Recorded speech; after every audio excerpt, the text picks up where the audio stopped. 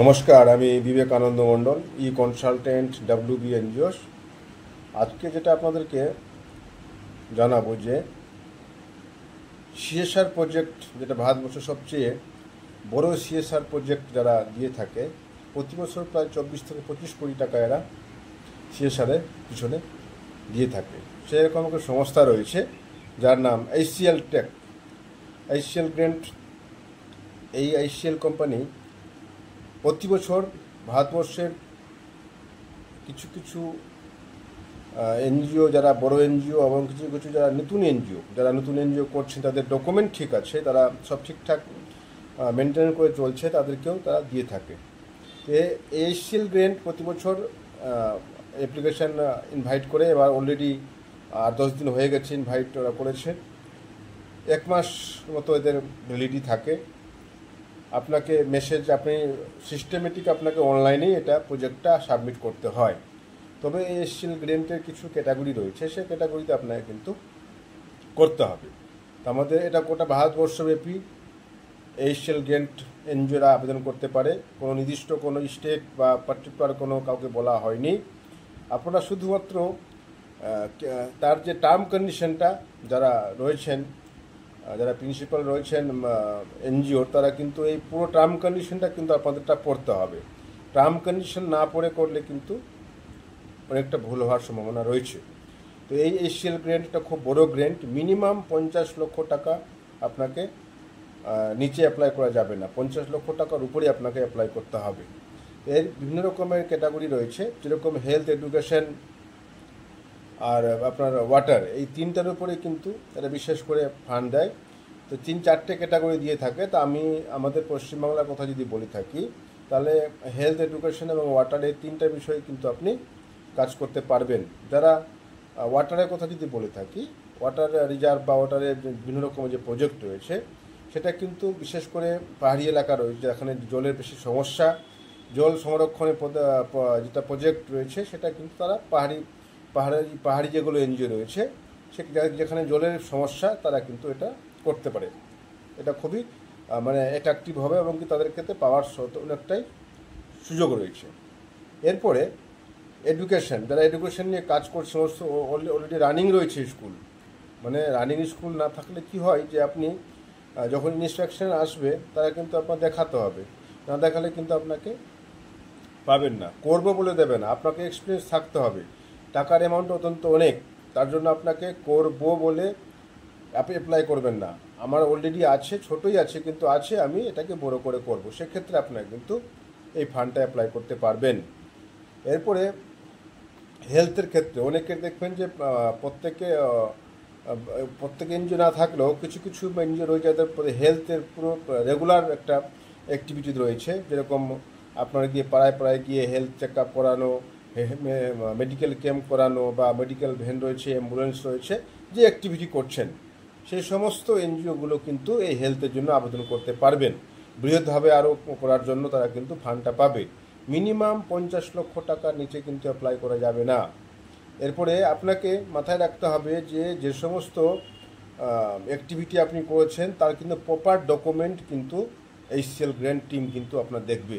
এই HCL team grant আপনার apply হওয়ার পরে সবই কিন্তু অনলাইন ট্র্যাকিং সিস্টেম আছে। আপনার টিম আপনাকে আপনার এনজিও ভিজিট করে যথাযথভাবে আপনার সমস্ত নথিপত্র, কাগজগুলো দেখবে। এরপরে অনেকেই হয়তো ডকুমেন্ট সম্বন্ধে ভাবছেন যে কী ডকুমেন্ট লাগবে। প্রথমত আপনাকে বলে রাখি, যে সমস্ত এনজিওর 3 বছর কমপ্লিট হয়েছে, 3 বছরে কম হলে কিন্তু হবে না, 3 বছর কমপ্লিট অবশ্যই হতে হবে। এবং ওই 3 বছরে আপনার যে প্রজেক্টে আবেদন করবেন, 3 বছরের অভিজ্ঞতা তো অবশ্যই লাগবে, তার নিচে হলে কিন্তু আপনি আবেদন করবেন না। এরপরে আপনার এনজিওর কিন্তু সমস্ত ডকুমেন্টগুলো কিন্তু ঠিকঠাক থাকতে হবে। এনজিওর আমি প্রথমে ক্যাটাগরিগুলো বলি, যে আপনার এনজিওতে কোনো সোশ্যাল মিডিয়া বা কোনো রকমের কোনো ক্রাইম বা কোনো রকমের কোনো ঝামেলা বা কোনো রকমের কোনো থানায় কোনো কেস বা কিছু যদি থাকে, তাহলে কিন্তু আপনি পাবেন না। ক্লিন এনজিও হতে হবে, মানে আপনার এনজিওর প্রেসিডেন্ট হোক বা কোনো মেম্বার হোক, বা কোনো ধরনের কোনো সমস্যা কোনোদিন হয়েছিল, থানা, কোর্ট, পুলিশ কিছু হয়েছে, সেক্ষেত্রে কিন্তু আপনার এটা রিজেক্ট হবে, আপনি করবেন না। দ্বিতীয়ত, এই যে সমস্ত এনজিওর মানে কর্ণধার হোক বা মেম্বার হোক, যারা ফাংশনারি রয়েছেন, যদি কোনো পলিটিক্সম্যান হয়ে থাকেন তাহলে কিন্তু তারা এটাও রিজেক্ট করবে। কোনো রকমের পলিটিক্সম্যান থাকলে কিন্তু আবেদন এরা করবেন না। আপনি যদি না জানিয়েও আবেদন করে থাকুন তাহলে ইনভেস্টিগেশন টিম আপনাকে সে রিজেক্ট করে দেবে। ওই জন্য যারা পলিটিক্সে মেনরা রয়েছে এনজিওতে, তাহলে কিন্তু এই গ্রেনটা কিন্তু না করাই ভালো। এরপরে আপনার রয়েছে যে এনজিওর যদি কোনোদিন কোনো গ্রেন্ট পেয়ে থাকেন, মানে অনেক এনজিও গ্রেন্ট পেয়েছে, সে লোকাল হোক, স্টেট গভর্নমেন্ট, সেন্ট্রাল গভর্নমেন্ট হোক, সিএসআর হোক, 1 টাকা হলেও যদি গ্রেন্ট পেয়ে থাকে, যদি কোনো রকমের ডিসপুট থাকে, মনে করুন অনেকে ইউসি সার্টিফিকেট দেয়নি, ইউটিলাইজেশন সার্টিফিকেট দেয়নি, বা কোনো রকমের কোনো গ্র্যান্টের কোনো রকমের ফাইনালাইজ করেনি, সাবমিটেড ডকুমেন্ট ক্লিয়ারেশন কপি পায়নি, যে কোনো ডিপার্টমেন্টেরই, আপনি 1 টাকাও গ্রেন্ট পেলে তার তথ্য কিন্তু আপনাকে দিতে হবে, এবং সেই তথ্য তো তারা খুঁটিয়ে দেখবে সেই গ্রেন্ট নিয়ে আপনি প্রপার ইউটিলাইজেশন করেছেন কিনা, ইউটিলাইজেশন করে রিপোর্ট করেছেন কিনা, সেইগুলো কিন্তু আপনাকে ওরা দেখবে। যদি এটা আপনি না দিতে পারেন তাহলে কিন্তু একটা বিশাল সমস্যার কারণ, এবং কি আপনার যে কোনো প্রজেক্ট, শুধু এইচএল গ্রেন্ট নয়, যে কোনো প্রজেক্ট আপনার রিজেক্ট হতে বাধ্য। এই জন্য যেই 1 টাকা অনুদান পেলেও কিন্তু আপনাকে ক্লিন চিট থাকতে হবে, আপনার অডিট রিপোর্ট, ইউটিলাইজেশন সার্টিফিকেট, এগুলো কিন্তু পরিষ্কারভাবে থাকতে হবে, নাহলে কিন্তু আপনার গ্রেন্ট কিন্তু পাবেন না। এখন আগের মতো কিন্তু অতটা সহজ ভাবলেও হবে না, আপনাকে ডকুমেন্টেশন এবং পিওরিটি আপনার এনজিও থাকতে হবে। কোনো রকমের কোনো মিথ্যা বা কোনো রকমের মিথ্যা ডকুমেন্ট তৈরি করে আপনি এগুলো করতে পারবেন না। তাহলে কিন্তু আপনার ফান্ডের বা কোনো অ্যাপ্লিকেশন আশা না করাই ভালো হবে। তার জন্য আপনার এনজিওর সমস্ত সময় ক্লিন থাকতে হবে। কোনো রকমের ঝুট ঝামেলা বা কোনো কেস হয়ে থাকলে তাহলে ক্লিন চিট থাকতে হবে। হতে পারে যে এটা এনজিওর নামে কোনো ঝামেলা হয়েছিল, কোর্টে কেস চলছে, হতে পারে, কিন্তু তার কোর্টে মীমাংসিত কোনো কপি আপনাকে দিতে হবে সেই টিমকে, যে আমার দেখুন এরকম হয়েছিল, সমাজসেবামূলক কাজ করতে গিয়ে আমরা কিন্তু এটা সমাধান করেছি, এই যে ক্লিন চিট কপি কিন্তু আপনাকে দিতে হবে। নাহলে কি হবে, আপনার কিন্তু এই অ্যাপ্লিকেশন ওরা ইনস্ট্যান্ট আপনাকে ক্যান্সেল করে দেবে। এরপরে এই সংস্থায় যদি কোনো রকমের কোনো আর্থিক নৈছয়ে কোনো প্রমাণ, সোশ্যাল মিডিয়া অথবা কোনো লোকাল এরিয়ায় যদি কোনো বদনাম থাকে, তাও কিন্তু তারা কিন্তু এটা রিজেক্ট করবেই, এটা মাথায় রাখবেন।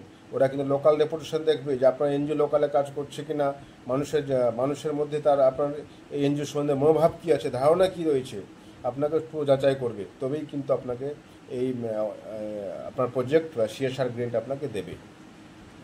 এরপরে আপনাকে যে এডুকেশনের উপরে করবেন, আপনি 50 লক্ষ টাকার উপরে প্রজেক্ট করবেন, 2 বছর আপনাকে জন্য করবেন, 1 বছরের জন্য নয়, 2 বছরের জন্য প্রজেকশন করতে হবে আপনাকে।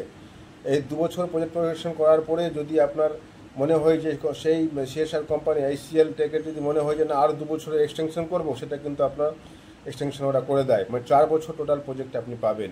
তবে কিন্তু আপনাকে 2 বছরের প্রজেক্ট করতে গেলে যে সমস্ত ডকুমেন্টগুলো আপনার লাগবে সেগুলো কিন্তু আপনাকে জানতে হবে, এবং ওর নোটিফিকেশান গুগলে অবশ্যই রয়েছে। তা সত্ত্বেও আমি আপনাদেরকে বলে দিচ্ছি যে এইগুলো ডকুমেন্ট কিন্তু আপনারা না থাকলেই কিন্তু আবেদন করতে পারবেন না। যেরকম প্রথমে তো আপনার রেজিস্ট্রেশন সার্টিফিকেট অথবা ট্রাস্ট ডিড অথবা সেকশন 8 কোম্পানি, যেটাই হোক, আপনার লিগ্যাল থাকতে হবে, প্যান কার্ড থাকতে হবে, আলাদা একটা ব্যাঙ্ক অ্যাকাউন্ট থাকলে আরও অন্ত ভালো, যদি কোনো আলাদা ব্যাঙ্ক অ্যাকাউন্ট করে থাকেন তার জন্য তো ভালো হবে।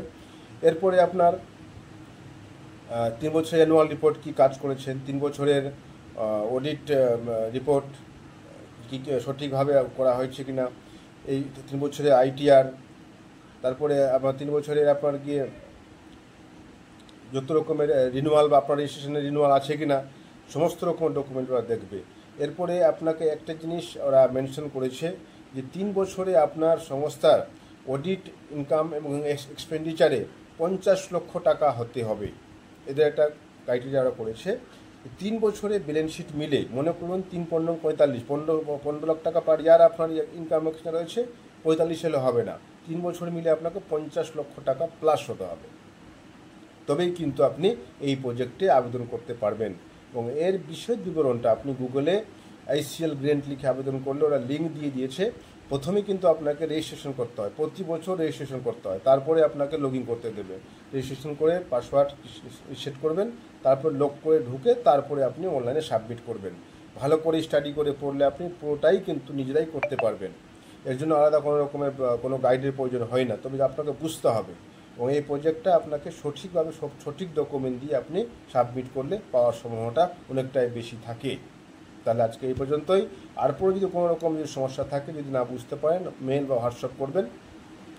আর প্রজেক্টটা অ্যাপ্লাই যদি আমার টিম যদি করি তাহলে চার্জেবল হয়। আমি চাইবো আপনারা নিজেই করুন, নিজেই চেষ্টা করে এটা অ্যাপ্লাই করতে চেষ্টা করুন। তাহলে আজকে এই পর্যন্তই, নমস্কার।